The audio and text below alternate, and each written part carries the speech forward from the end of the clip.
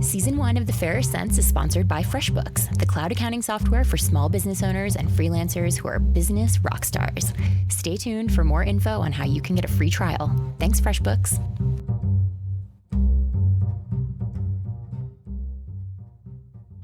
I'm Kara. I'm Tanya. And this is The Fairer Cents.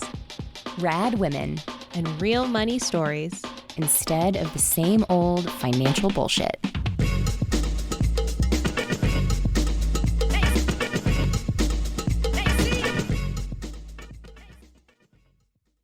Hey, Kara. Hey, Tanya. What's up? How you doing? Doing pretty well. Okay, big news. It snowed in Austin, and I'm originally from the Northeast, and I've been in Texas 5 years. It has never snowed before, and it snowed. I think we got like an inch. Don't get not less than an inch, but still, it stuck overnight. It was white and wet, and I felt it on my face, and it was magical. I am always happy to talk about snow since I live in the mountains pretty much because that's where snow falls and we love skiing. But I'm in DC right now recording in a hotel room where I've built myself like a nice pillow fort with my portable mic, but it's snowing outside right now. So I think it's like snow all around. 'Tis the season for snow, and I love it. Yeah, I love it too. And listeners out there, I hope you guys are getting some snow, even if you don't want it. Just like 5 minutes of magical, lovely snow falling on your face.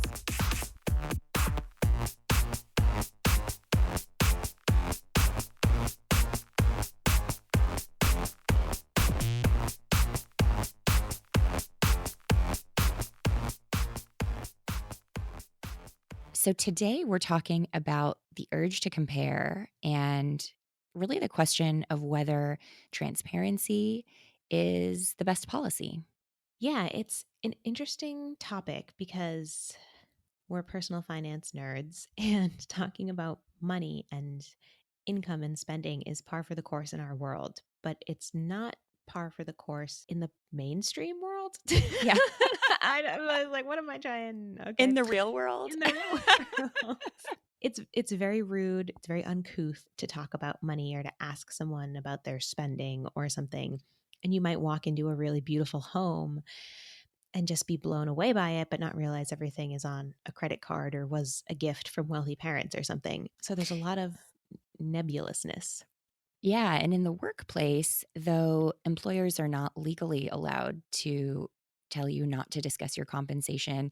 It's certainly in most places extremely frowned upon. There have been a few places that have had salary transparency, but for the most part, most employers would really rather that you not share that information. And for good reason. I think, Kara, you may know this, but it used to be that CEO salaries were all private, and there was a move. Gosh, I can't remember when. I should probably look this up. But we'll just keep going right now.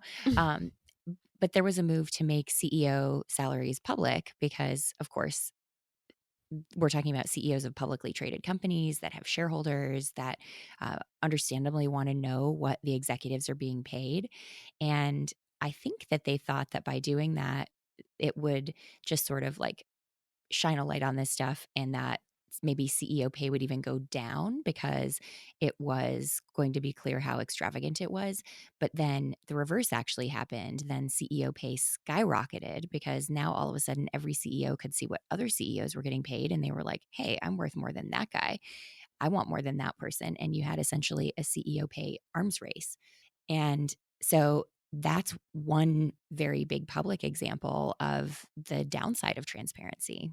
Yeah, I mean, so many feels about overpaid CEOs in general. Yeah. But yeah, it's not always necessarily, oh, if I'm really open and honest about this, my life will improve drastically. Mm-hmm. It's a nuanced topic, and that's why we wanted to take it on here, because if there's one thing we love, it's nuance. Indeed. Yeah. How often do we ever end one of these episodes with like, here's the answer? It's never that. It's more like, let's muddy the issue a little more. Yeah. That's what we're here to do. Wallow in the muddiness. Yeah, well, something that I find really interesting as someone who is building a financial literacy community for women. I try really, really hard to promote the idea of community over competition. I do like to be somewhat transparent with my numbers. And I do ask other people who come on the blog to share numbers in certain ways. But I don't want anyone to feel like they're less than or they're not doing as well if they don't have the same numbers or if they don't have the same milestones achieved as somebody that I'm interviewing or as me. Because again, you don't always know the full story. You don't know the help or the privilege or the abilities that someone has. And I feel really strongly like we're all in it together. So you do your best. I'm going to do my best. Let's help each other when we can. Let's have honest conversations when we can. And let's all get to the top of the mountain together. Yeah, completely. And I think that there are so many things that I think are just inherently kind of negative about comparison. And while I'm all in favor of transparency, I think that there are moments when it's not necessarily helpful. And at the same time, though, like to this theme of muddiness, I think that it's complicated. Like you're going to talk with Jay Money, who writes Budgets Are Sexy and also founded the site Rockstar Finance in a little bit. And one of the things that I know you guys talk about, but that's on the site just for folks who don't know, is Rockstar is kind of like a sort of like the center of the community in some ways. They feature stories from blogs every day that are great. And they also have a forum and some lists of top blogs. But then one of the things that they have is a net worth tracker for different bloggers. And a few hundred folks, I think, list their net worths there. And quite a few are in the multiple millions of dollars. And the interesting thing is, like, you look at that and I could see some folks being really inspired by it and some folks being really discouraged. And that's one of those things where, like, you don't know if you look at that, someone has a $5 million net worth. You don't know if they were just extraordinarily lucky in the real estate market and happened to buy a house really cheap that then appreciated and they sold at exactly the right time, or if they have an extremely high paid job, or if they inherited that money, or like, you just don't know any of that stuff. And a huge portion of it could have nothing at all to do with them or their actions or how hard they worked. And then again, it might all have to do with that. And we just don't know. And I think that's the challenge with that stuff. It's sort of like if you see some beautiful photo on Instagram, you don't necessarily know like what that took, or like maybe that beautiful thin woman like has an eating disorder and is super depressed and miserable, or like maybe she has the best life ever. Like we have no idea. Yeah, exactly. There's this huge element of unknown, and comparison to me is so sinister because Hmm. I don't view it as there are so many things about competition that I actually think are healthy or good. I think competition in certain ways can be really, really great. It can really be fuel to your fire. Comparison, I do not feel that way about. I'm like, you're bad all the time. You just, Hmm. when have I ever compared myself to someone and felt good afterwards? Never.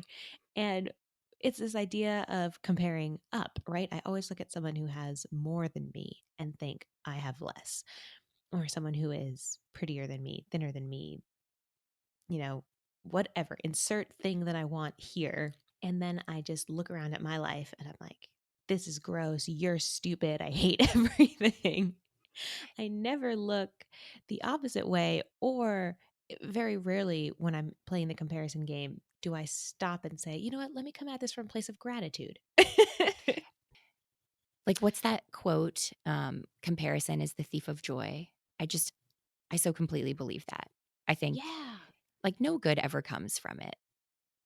Oh my gosh, yes. It's so funny you bring that up because I was literally thinking about that yesterday as I was walking to my car to go to my side hustle that I hate. And I was like, Kara, because T Bone doesn't have a side hustle and T Bone makes significantly more money than I do. And so I was feeling very resentful of T Bone. And I was just like, Kara, don't compare yourself to him, and like try to find something to be really grateful for right now. And I was like, I'm really grateful for my legs. I'm walking to my car. I go on walks several times a week just around my neighborhood, which I love. And I'm really glad that I can do that. And that actually brings me a huge amount of joy. So, Oh, that's so great. I'm so yeah, glad you did that. Good for you. thank you. I was able to pull out of that resentment spiral. Yeah, that's good, and I think we all do that, though. I think there's something about how we're wired to look at what others have, and I don't know if that's a survival instinct to try to make us work harder to prepare for the long, cold winter or what, or if it's, like, trying to have the best partner we can so that we can pass on the best genetic material and procreate the species, which I know for, like, childless people is hilarious to talk about, child-free people. Yeah, I do think it's so natural. It's one of those things where it's totally worth it to me to try to break those habits of comparing ourselves, but that's not to say it's remotely easy.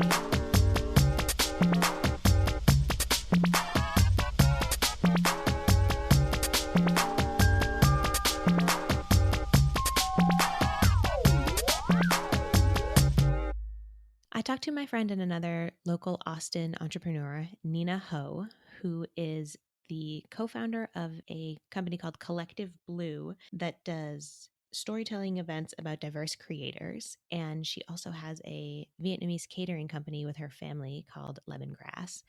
And she works as a freelance photographer and creative and kind of has various side hustles. So here's someone who is out here working myriad jobs in myriad ways. And I wanted to talk to her about kind of always being on your hustle and fighting the urge to compare yourself to other I was people. born in Vietnam and I moved to Houston when I was around 5.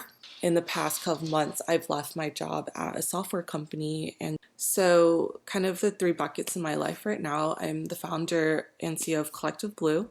So, we're a lifestyle brand that supports diverse creators, women, minorities, and immigrants through digital storytelling and event production. That's one bucket. I'm also ramping up a Vietnamese catering company called Lemongrass with my family. And then the third bucket is I'm just kind of freelancing on any type of creative work that I can get my hands on to try to sustain these other two dreams and make them work out. Yeah, that idea of sustaining other dreams. I feel like that's my life and that's the source of my anxiety because I work as a freelance writer and that Mm-hmm. pays the majority of my bills and supports Bravely. Bravely doesn't really Yeah. support itself.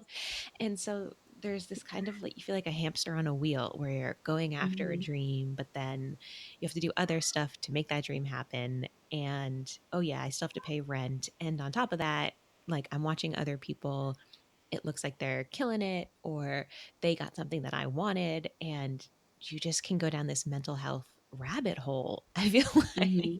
Yeah. Anxiety is so real. anxiety is so real. How do you feel about the word hustle?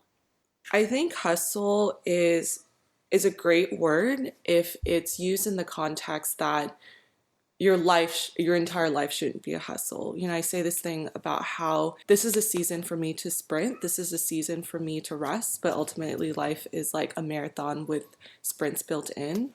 And I think it's really unhealthy how sometimes like startup culture, just American society and our obsession with productivity, you know, makes us feel like we have to be hustling all the time, you know. So I think it's great and you should definitely hustle when you need it, but I don't think that it's something that you should carry and execute and pull through your life for all of your life. It is wild though. Sometimes I have like good days where I'm like, I'm doing really well. I feel really great. Look how much I've accomplished and how far I've come. And then, I'll Mm-hmm. pop on Instagram or on Twitter and someone will be like, I got a book deal or I'm staying at this like fabulous villa in Italy because I'm like a beautiful travel blogger. And then I'm like, wah, wah, wah. Yeah. Does anything like that besides this American culture, this startup culture that you spoke to, kind of fuel that urge to compare for you? Yes, I'm definitely guilty of going on social media and being like, I'm so behind. I just have to put in the work, get revenue from elsewhere as I build up my business.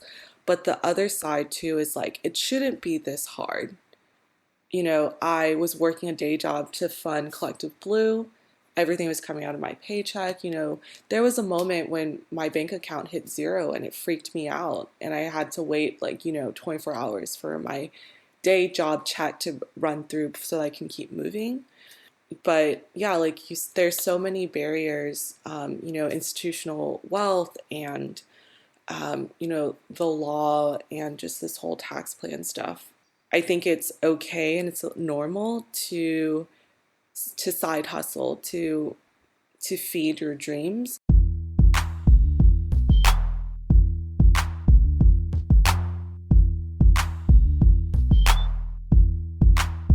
I also talked to Jay Money, who is one of the biggest and oldest bloggers in our personal finance world. He runs the site Budgets Are Sexy, and he's the creator of rockstarfinance.com, which, like Tanya said, is a site you can go to, and it has a collection of top stories in the personal finance community from that week. It has a blog and a directory and a forum, and it's a huge hub for the personal finance community. Jay is great. And I wanted to talk to him about transparency versus privacy and comparison versus competition.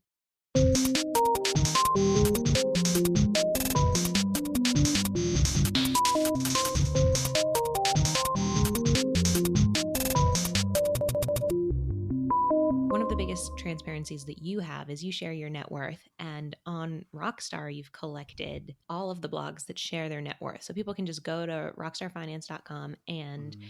find a list of bloggers who are sharing like concrete numbers. Why do Yep, you it's share crazy. your net worth and how do you feel about that in the community? Yeah, I actually love it, and I know this is like one of those things that people either like stand one way or the other. I love it only because that was the one thing that got me to stop and pay attention to my money. Like when I saw it was my money blog, Jonathan. He's still around. He used to share his net worth every month, and that just blew me away because again, no one talks about money. So that was like so game changing for me, and I'm like, well, I'm gonna be like, my money blog. I'm gonna track my own net worth personally before I even start blogging, and that changed my mindset. That just gave me all the confidence, everything I needed to like start my journey with money. So when I started my blog, the first thing I said is like, you know what? I don't know how to blog. I don't know what I'm doing, but there's one thing I know for sure is I'm going to share my net worth because it was so powerful for me. And I've just done it every month, for 10 years. So as you can imagine, the more you pay attention to money, and of course, us nerds, we're always talking about it, it's going to trend up over time. So there becomes a point, which is where I think a lot of the debate comes in. When does it get kind of like bad manners to share your net worth? Like, is it $1 million or more, right? Like, what happens? I mean, I talk on my site a lot about earning money, especially the history that I've had with it, because Yeah. earning money has been a really big problem for me. I've, Yeah. I've never been a big earner. So Right. I'm happy to say, I was making $12 an hour here. I was making $15 an hour here. And that's how I like hustled my way out of debt or saved my first $5,000, which I think really contextualizes it for a lot of people. Definitely. But Yes. I Hell don't share yeah. my net worth because, and it's Mhm. honestly, it's just like for me, it's a privacy thing where I'm like, what if someone hacks into my account? Mhm. And so do you ever think about that, sharing your numbers from just a privacy point of view? Do you have any concerns of that? I think the difference too is you go as your real name, right? And your face Mhm. everywhere, your smiley, pretty face, which we all love. When I first started, I was doing it at work when I shouldn't have been. B, everyone that I was reading net worth reports were all anonymous, and it's a lot easier to be anonymous and say whatever the hell you want, right? So in Mhm. the beginning, I was like, well, I have to be anonymous no matter what. And so the pro of being anonymous is that you can say anything you want without as much of a repercussion. But to me, it was more of like I can actually divulge more because I am anonymous, so I can actually help more, right? Because honestly, if I were my real name online and my real face and I started today, I probably wouldn't have done it. My site would be way different. I probably wouldn't have net worth on there, Mhm. especially with kids, right? And so now I have two kids with a third on the way, and there are just some psychos out there, right? And I've been stalked, I've been threatened to be killed, to kill my babies. Like for me, privacy is big. I liked your story of how you got started with, well, all my friends are kind of buying houses, I'm engaged. Like money is this big part of my day to day life. I may as well be talking about it. That's Mm-hmm. exactly how I got started. And mine came from a debt payoff perspective. But Mm-hmm. Very cool. yeah, money affects everybody every day. And sometimes it's great things, and sometimes it's bad things, and sometimes it's just kind of neutral, but it's always there. It's always money. Yes. That's why I think it's so important to talk about it. And I'm always that person who's like, well, what kind of negotiation skills are you using? And how much are you making? And have you maxed out your IRA this year? Right, I'm so much right. fun at parties. Well, well, you know what I like about you too, and that a lot of people don't do is you share the bad, the negative, the debt, all the stuff that people are usually ashamed of or afraid to. So your content, you have a lot of positive stuff too, of course, but like you have all the like it's all well rounded, right? Whereas obviously people on Facebook and Twitter and even bloggers, it's all like, yay, like I'm only sharing really good stuff. My life is awesome. When we all know damn well that's not the and I think the bloggers that are really good bloggers share all of the aspects to it, right? One of my most popular posts from this year is I'm a finance professional and I have hella financial anxiety. And Mm-hmm. it's true, like even I being remember that. immersed in this world and knowing all the right things to do, like that doesn't shield me from the anxiety or the stress or anything. And I do think it's super important to talk about. You are actually, I feel like the point man in our community for building community. Like everything you've done through Thank you. Rockstar, everything you've done with the debt drop with Melanie. Would you talk a little bit about how you feel about the personal finance blogger community and where you'd like to see it go and how you want to be a part of it? Going back to like, your stuff with income, like I am not a businessman. I'm not trying to build empires or take over the world or make millions a month. Like I just love our community, what it stands for. I love that people are sharing stuff about money. 4 years ago, I started Rockstar Finance really to share all these awesome stories that if you don't have a big audience, like no one's going to see them. Every single blogger has a story to tell. And every now and then they just like really kill it with an article. And I'd see them and I'd share them on Budgets Are Sexy, but I was like, you know what? I'm just going to share my favorites every day on this site. I'm just going to see if I can build a fun site, help people send traffic around. If it makes money, great. Like that'd be awesome because I'm now supporting like a family of 5 or 4, whatever it is. Yeah, 4, almost 5. And so it started at that. But then when I realized like I would get people that say, hey, I started for a month, no one was reading it. I was going to shut it down. You shared it on Rockstar and like 2,000 people came at once and gave me like hope, and that was just crazy to me. And now like I get those once or twice a week. All I do is send you off of Rockstar back to people's blogs, So the point of it is to build a community. So we built that out. The charity, we used to do giving cards a lot where, we give out $20 for people to help people in our community. And we call it the community fund. So there's about, I think we have like $2,500 sitting in there. And anytime someone in our community needs help, they reach out or someone nominates them and we try and give them some money direct, and it's not a charity official or anything. It's just a community fund. And so everything we've built is just basically back for the community I love.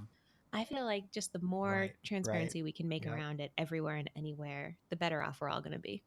I agree with you on that one. It is still kind of a dark spot in a lot of people's minds. And then you like stumble upon our community and you just shined this light on everything you could possibly want to know about money. I think our goal as podcasters, bloggers, forum people, whatever in this space is just to get people to somehow to care enough. And some people will write about their personal stories and they connect. Some people are just like the facts and they connect. Everyone connects differently.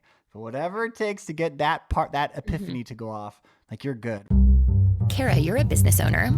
Tanya, you're a business owner. Woo, go us. And though we are badass business owners who are out here making hilarious podcasts and super engrossing blogs, parts of the job are not as glamorous. Like creating invoices, tracking payments, or making sure that people actually pay us for our hard work. Fortunately, FreshBooks makes all of that stuff easy. FreshBooks is the cloud accounting software that's changing the world for freelancers, small business owners, and everyone in the gig economy, giving us more time to focus on what we really care about. Like crushing the patriarchy. I've spent a 15-year career as a W-2 employee and have never actually had to do my own accounting or send an invoice to get paid. It's intimidating, but FreshBooks makes it completely unscary. I am both happy and ashamed to say that for over a year, I mixed and matched services to do my accounting, and it took so much time. FreshBooks is literally giving me back my time. FreshBooks is offering a 30-day unrestricted free trial to the Fairer Sense listeners.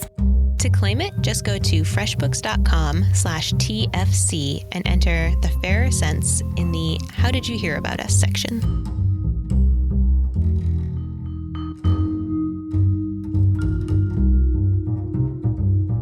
Thanks Thanks for doing those 2 interviews, Kara. I really enjoyed both, and it's so interesting just to hear from folks in different life situations where so many of the questions are still so similar, and the things that people are thinking about and worrying about. I think we all share this stuff. Like, it occurs to me that even in my situation, which is now, not quite when we're recording, but by the time this goes up, I'll be retired. And that's at the age of 38. That's really young.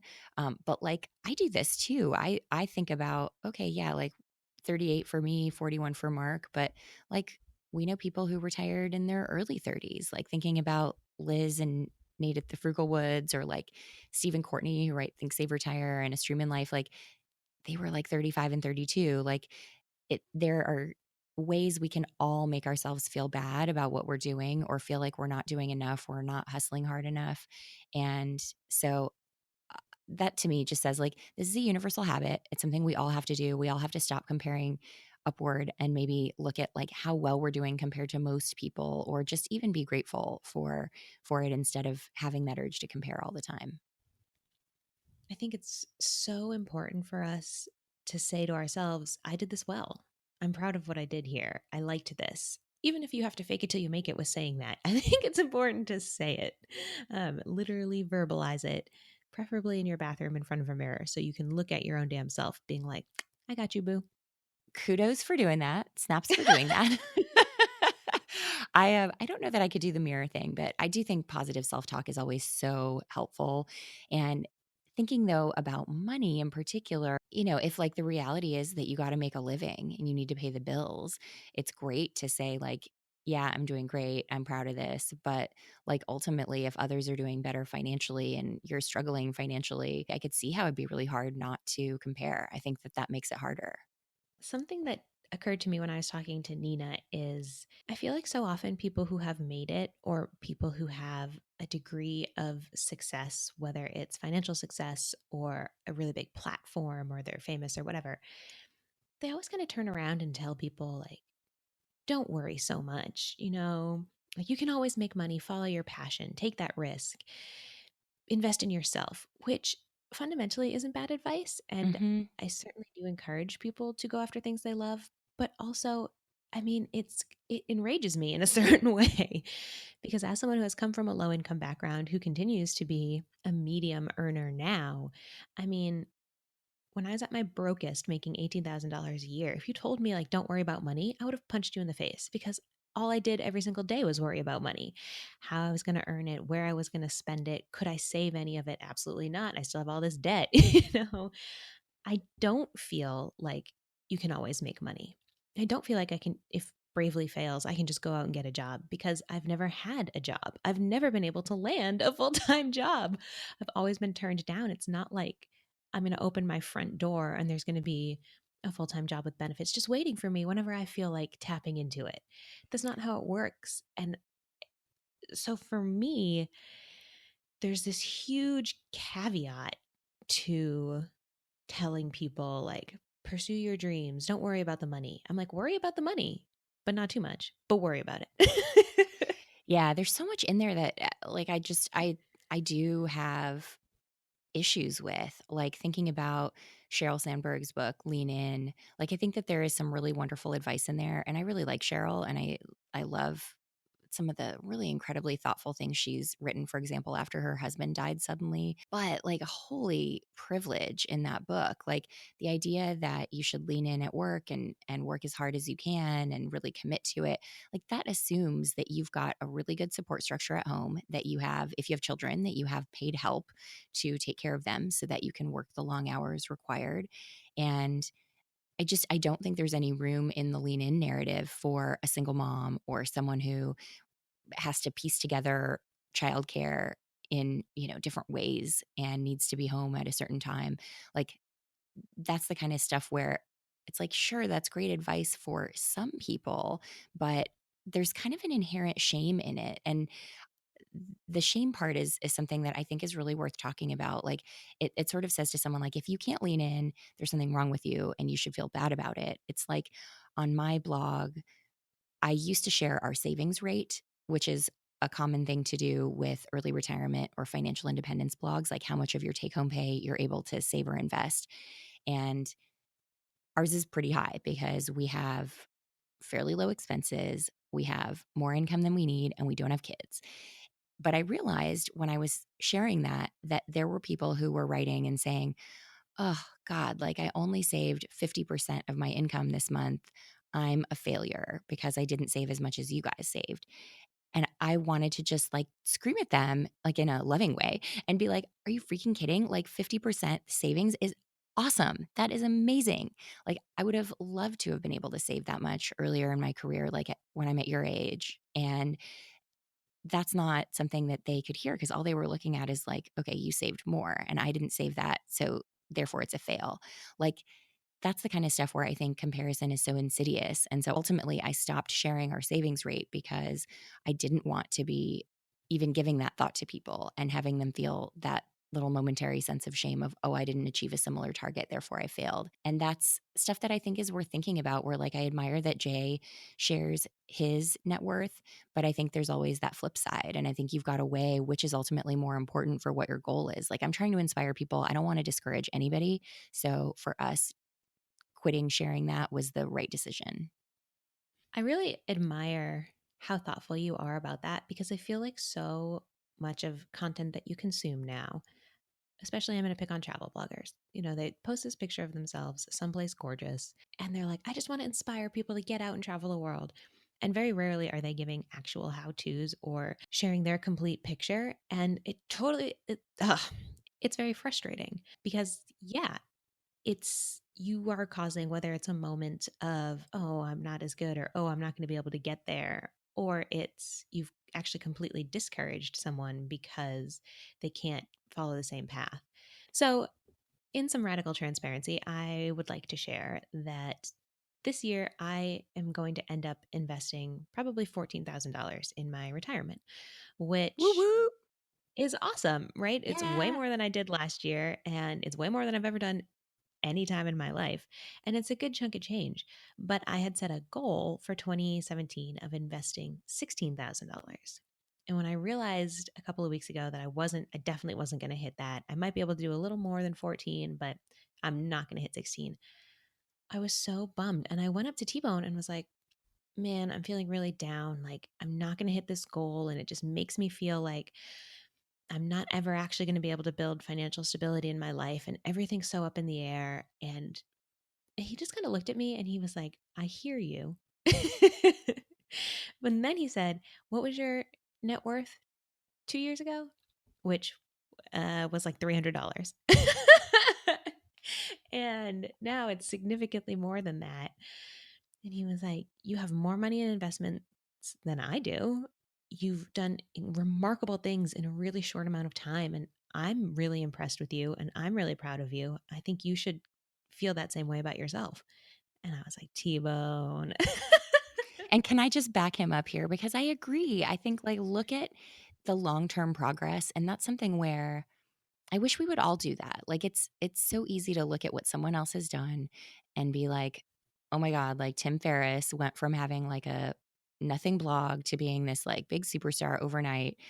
Like, why can't I do that?" Instead of looking at like, yeah, Kara, like you built up a ton of net worth in a short time. And that was after you crushed your debt in like kind of no time with very little income. So I think that there are probably plenty of people out there who look at what you've done and are like, oh man, I'm never going to be able to do that. Yeah, and I hope that nobody listening is like, damn, $14,000. I'm not like, this is not to fuel comparison. It's just to share that even inside our own heads, inside my own head, there is this narrative of, I'm doing amazing stuff. No, I'm not. This isn't good enough with myself. Oh, totally. And like, I think this happens for everyone. And I have met a few billionaires in my life through work. And I will say, I never got the sense from any of them that they were completely satisfied and felt like, okay, I've achieved everything there is to achieve. I'm totally good. I'm just going to be grateful and sit back.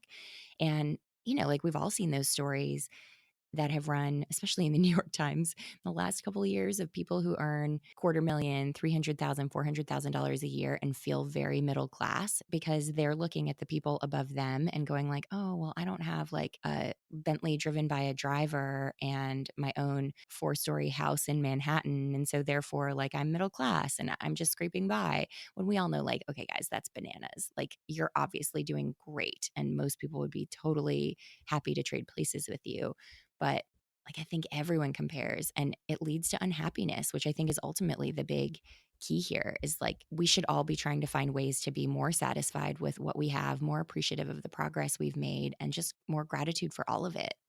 Yeah, okay. Those stories drive me frigging nuts, especially when you consider last year, 2016, the median income in the US was just under $60,000. It was like $59,000 and change. And that was household, right? And that was household. Yeah. Exactly. And so, like, I'm sorry, but if your household or you're a single earner making more than $100,000 or well over $100,000, like that New York Times article, I remember there was this couple who had a joint income of $600,000. And they were like, sometimes we joke with each other, like, did you think that this was the $600,000 income life? Like, ha ha ha, no, I still have to make peanut butter sandwiches for my kids. Okay, that's parenting, first of all. Second of all, get your head out of your butt. That is so much money. Like, that is bonkers money to me. And Yeah, and I know I that they'll just, claim like, okay, we live in Manhattan and it's super expensive. And granted, that's true, but they also like had a place in the Hamptons. It just wasn't like as nice as somebody yeah. else's place in the Hamptons. So therefore they're like, "Oh, we have a dumpy shack." Like, it's a place in the Hamptons. Yeah, exactly. Like, just because you're not Bill Gates doesn't mean you're not rich. Oh, And yes. it's so important to keep that perspective, I think, and to realize that when you're talking about $600,000 a year as not that much money, you could easily be talking to someone who's making $200,000 a year or $70,000 a year, and they're going to look at you like you're bananas. You know, your words have impact, and I think that that is a huge thing that we try to stress here on the Fairer Sense, the impact that we're all having. Yeah, for sure. This is maybe a subject for another episode, but there've been a really interesting string of articles this fall in the New York Times about the wealthy and being rich and what it means. And it is remarkable to me how most people who are rich by any measure just don't see themselves as rich because they're looking upward instead of looking downward, and they're saying, gosh, look at all these people around me who have more, not look at the multitudes and multitudes of people who have far, far less than I do. And I just think like that's really destructive because I think if you don't recognize how much you have, you're less likely to give charitably, because you're going to feel like you need that money instead of look at what all that money could do for someone else. But I also just think it skews things. And like we see in the current tax bill debates, just like how messed up everybody's view is of who truly needs a tax cut. And like, I'm sorry, but if you're making $500,000 a year or more, you do not need a tax cut. Like, we have been in a very high tax bracket while working, and we were happy to pay that tax. Like, that is money that we feel like is our fair share that contributes to services that the country needs. And I get not everybody is so stoked to pay taxes. And there are times when we owe at the end of the year, and I'm not like thrilled to write that check. But like, just recognizing how this works and the fact that you're going to make people who are just barely scraping by pay more so that you can give a tax cut to people who have plenty to spare. It's just so whack, but it's totally tied up in that idea of the rich not thinking of themselves as rich. Sorry, the tax bill is gross. And it's a very good example of how this mindset translates into things like policy that then goes into affecting the entire nation and a generation of people. I mean, I think it's so important to have these conversations about things like privilege, about things like the changing definition of success, about things like competition and comparison, because this infiltrates decisions we make every day. And this infiltrates how we treat other people and who we vote for. And thus, it affects the paradigms that we live in. I mean, these are not isolated things. It's not just us having a nice little chat on our podcast. Mhm. This stuff affects how we live our lives. And I just want sometimes, I mean, I feel like a crazy person because I'm like, I see this so clearly. And other people are like, nah, whatever, like isolated incident or cool that you think that way, but I live in the real world, blah, blah, blah, blah. And I'm like, exactly. I'm trying to change the real world to make it better.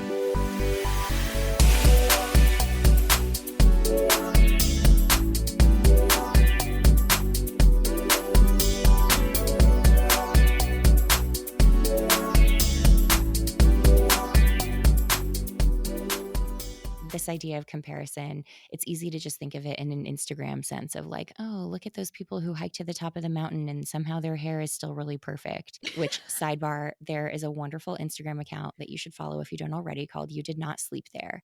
And or is it You Did Not Sleep Here? Shoot, we'll figure it out. We'll link to it in the show notes. But she calls out people where like there's this trend on Instagram among the more outdoorsy travelers to post a picture of like a tent right on the edge of a glacial lake or like on some incredible cliff where you're like, you didn't actually spend the night there. So she calls those folks out. But like the Instagram stuff, that's sort of like the easiest place to talk about comparison these days. But it's really looking beyond that at looking at just kind of the tendency broadly and how maybe in some ways social media actually exacerbates this problem and wires us more to want to compare. But then yeah, it does impact things like our tax policy or the philosophies that undergird that stuff, because if you're a person who has a few $1,000,000, you don't see yourself as super rich, you're always trying to get richer, you're looking to those above you. I think that does impose judgment, and then you assume that those who don't have as much as you do, like they must just not want it as bad, or they must not be working as hard. And you then become more blind to the systemic barriers or the very solid reasons why not everybody has much. And then that's even just taking a very Amerocentric view. Like if you look at the world, there's a wonderful site called the Global Rich List that I recommend everybody go check out, that lets you put in either your net worth or your income, and it tells you where you rank in the world. And I will just tell you, if you earn more than $40,000 a year in the US, you are automatically already in the top 1% in the world. So just having a little perspective there, I think sometimes is very good. Definitely helps me feel a lot of gratitude. And I think it's a good exercise to go through. But I know that that also then impacts how US foreign policy and our diplomacy around the world works, because we sort of assume like, yeah, other countries that where everybody earns a lot less, like they just don't want it as bad, which is like, I'm sorry, but that's completely ridiculous. Like, who doesn't want to feel safe and secure in their home and to have clean drinking water and to have economic opportunity for their kids? Like, everybody wants it just as badly.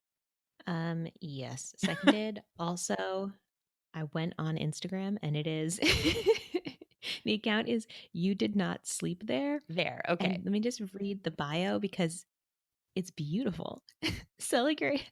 Oh God, hold on. Celebrating Instagram's most illogical campsites, and then in all caps, and very occasionally politics because I give a shit. Oh my God. This I love person is her. a hero. Oh my God.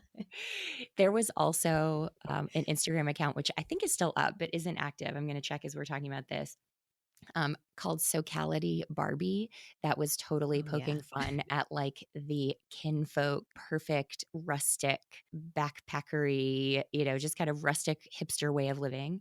And that account was like freaking amazing. So, highly recommend that one. And as an actual backpacker, that whole trend just alarms me because they're talking about carrying like a cast iron kettle into the backcountry. I'm like, oh my gosh, your back's going to hurt so much, people. You can't carry all that like heavy hipster stuff. You don't need a lantern. You need like a tiny little headlight. But that's just me being practical. I mean, I think Tanya and I, we both love Instagram, but let's be real, it's like 90% a lie. So anyway, back to your point. I did want to say back to getting off the Instagram train for a quick second. Yeah, I mean, again, speaking to my own experience as someone who comes from a low income background and is still, I mean, globally super wealthy, but in the United States, not. Of course, I mean, I'm working my butt off, senators. Like, I'm out here trying to make it happen. And building wealth is so much more than we'll just work hard. I mean, it's a combination of luck and timing and hard work and ability and privilege. And it's just a tornado of all these things and more. And to say that it's not is dishonest and hurtful. And I won't allow it on my podcast. Mhm. Mhm. And I think this goes beyond Instagram, but kind of goes broadly. Like, I just think there are so many different epithets out there right now that are like, create a life you don't need to retire from, or create a life you don't need to take vacation from, or if you love what you do, you'll never work a day in your life, or, pursue your dreams. And like, I get that those are all lovely ideas. And I know that this will sound a little weird coming from me who is retiring and getting to live my dream, but I fully recognize, like, I mean, I just think there's a reason we call work work. It's even if you're doing work that you love and work that you feel really good about, it's still work. Like, nobody wants to get up and go to work every day, or maybe a few people do, but I think that those folks are rare and very lucky. For most of us, work is something that we would rather not be doing, and that we do because economically it's a necessity. Like, this has been the state of the human condition from the beginning of humanity. And these ideas of doing work that you love and giving it away for free, or just like pursuing your dreams, I think that's nice if you have a trust fund, or if you have parents who you can live with, or who you could always move back in with if you fail.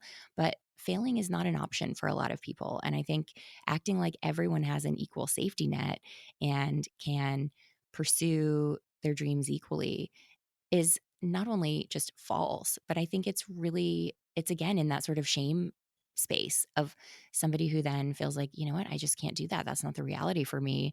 Then now they feel bad. When why should we make people feel bad for just having to abide by the laws of economics? Oh my gosh. I mean, I'm snapping my fingers very quietly. Yeah, shaming people for not having what you have is a dick move. And encouraging this narrative of you just need to work hard, you just need to sacrifice, you need to power through these obstacles in front of you is more harmful than it is helpful. The hard part is, like, we don't always realize when we're inadvertently shaming people. And so I am not advocating for not saying anything, or for being so afraid to speak because we might offend somebody that we say nothing. It's more just about listening and recognizing, hey, this did actually shame someone. So I'm going to change what I'm doing, and I'm going to shame how I'm talking about it. Like, I don't know. I certainly don't feel like I was being a dick in sharing our savings rate before, because that's just sort of the norm in financial independence blogs, and lots of people say they get value from that. They find that inspiring. But then it was hearing from some folks that it did make them feel bad about their own accomplishment, where then I went, oh, okay, this reframes this for me. This helps me see that it is, in fact, creating shame, and that is not what I want to do. So I'm going to stop that. Like, I think that's all any of us can aspire to do. And I think that applies to everything, like to how we talk about women in the world, like this Me Too moment. Like, I think we just all need to be constantly trying to do better. And we do that first by just keeping our ears open and being willing to listen.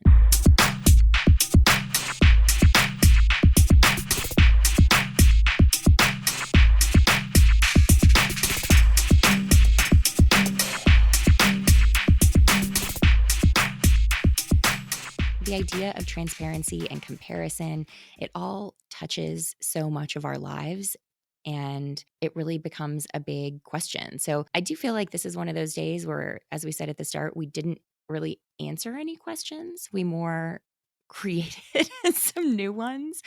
But I think it's just a good reminder to all of us to always be listening, and to just considering how what we share might be affecting others, but also really observing how we're taking things in, and how we're judging ourselves against others or not, and if we're choosing to compare ourselves to those above us or below us, or just anywhere else, and what that means, rather than just focusing on ourselves and feeling that gratitude. We do not profess to know everything. Not even close. Not even close. We just want to open the door to have these conversations. We just wanted to use this as a platform to have these conversations. And so, if you have thoughts, as always, our inbox is open. And I would just like to encourage everyone, the next time you're finding yourself in a resentment spiral or a comparison spiral, to take a step back and to say, I'm great. I'm working really hard in lots of areas, and I'm using what I can to do what I want. I think the next time the New York Times publishes an article about some billionaire who feels middle class, I'm going to write a strongly worded letter. So, we're all out here doing what we can. Or maybe we'll have that person on the show and we'll interrogate them. I would love that. Oh my God. But we're going to do a bonus episode in January where we really dig into a lot of the notes we've received, and we have gotten some awesome ones so far. So thank you so much, you guys. They make us think and often just give us the warm fuzzies when you tell us that we're in your brains and talking about the stuff that you're thinking about. So that is all the best to hear. So please keep those notes coming. You can email us at fairersense@gmail.com or tweet at us at fairersense. And you can find all the stuff and the show notes from every episode at thefairersense.com. And as always, you can find us any place you listen to your podcasts. Please subscribe if you like what you're hearing. And if you're feeling up to it, leave us a review. We love getting the reviews. Yeah, big thanks to everyone who's left them so far. They are so, so awesome. Yeah, we really appreciate it. I know we say it a lot, but we really appreciate it. And, until next week, stay rad. Stay rad.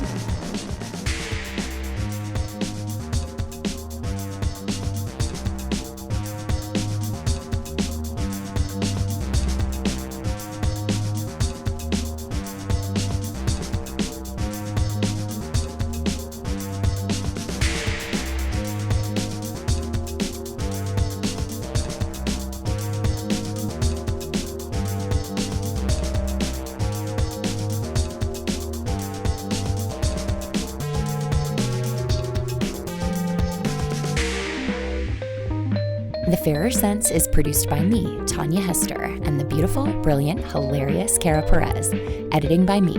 Our theme music is by The Insider, and our ad music is by Keith McLeod, with additional music from the mysterious Breakmaster Cylinder, Spinning Merkaba, The Insider, BOPD, Jazar, Baby59, Boxcat Games, and Broke for Free. You can always find me at ournextlife.com and Kara at bravelygo.co.